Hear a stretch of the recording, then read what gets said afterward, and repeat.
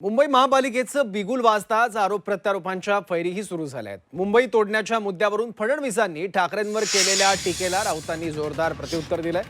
निवडणुका आल्या की मुंबई तोडण्याचा डाव असल्याचा आरोप सुरू होतो असं सांगत चंद्र सूर्य असेपर्यंत मुंबई महाराष्ट्राचीच असणार असल्याचं त्यांनी म्हटलं होतं। त्याला राऊतांनी जोरदार प्रत्युत्तर दिलंय।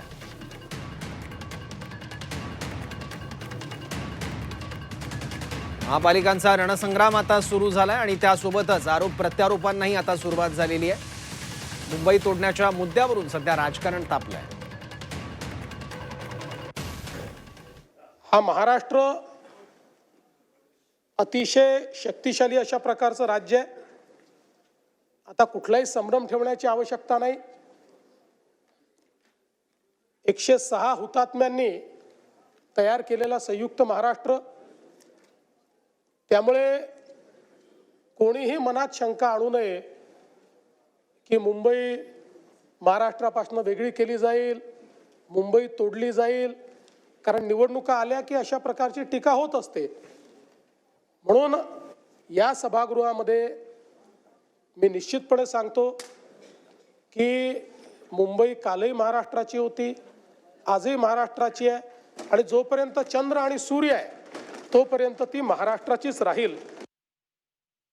सूर्यचंद्र तुमच्या भाजपाचे नोकर नाही आहे। सूर्यचंद्र तुमच्या भाजपचे नोकर नाहीत। सूर्यचंद्र आहेत ते राहतील।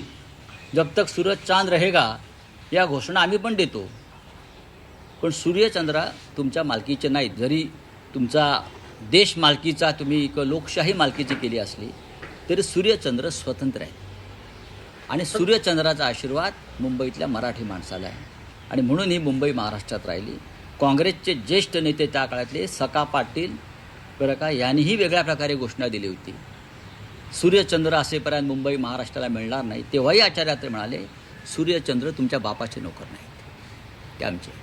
तेव्हा या घोषणा देवेंद्रजींनी देऊ नये।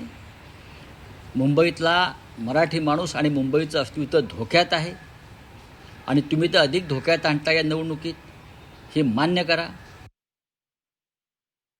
मुंबई मराठी माणसाचीच आहे, मुंबई महाराष्ट्राचीच आहे।